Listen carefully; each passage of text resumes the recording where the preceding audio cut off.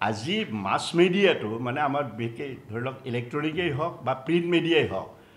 আপোনালোক সমাজৰ প্ৰহৰী আৰু আপোনালোকে আচলতে বিবেকস্বৰূপ আমাৰ আপোনাসকলে মানুহক ভালটো ভালকৈ দেখুৱাব লাগিব বেয়াটো বেয়াকৈ দেখিব লাগিব আপোনালোকে বিবেকৰ কাম কৰে আৰু এটা জাগ্ৰত প্ৰহৰীৰ নিচিনাকৈ আপোনালোকে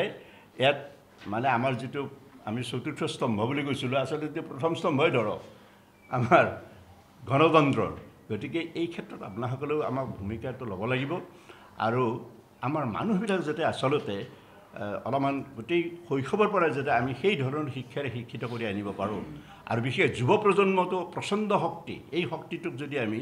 ভাল কৰি ল'ব পাৰোঁ মানুহ কৰি ল'ব পাৰোঁ প্ৰমূল্যবোধ যদি আমি শিকাব পাৰোঁ মানৱীয় প্ৰমূল্যবোধ আমি আজি ধৰক মূল্যবোধৰ শিক্ষা বুলি মই নিজে জীৱনটো গোটেই শিক্ষাত কটাইছোঁ মই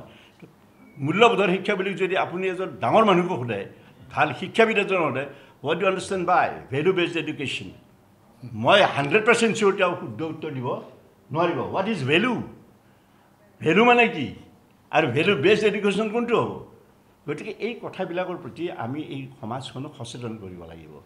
মানৱীয় প্ৰমূল্যবোধ মানে মানৱতাৰ যিবিলাক গুণ থাকে মানৱীয় গুণবিলাক যিবিলাক এইবিলাক বিকাশ কৰাই হ'ল মানৱীয় গুণবিলাক প্ৰেম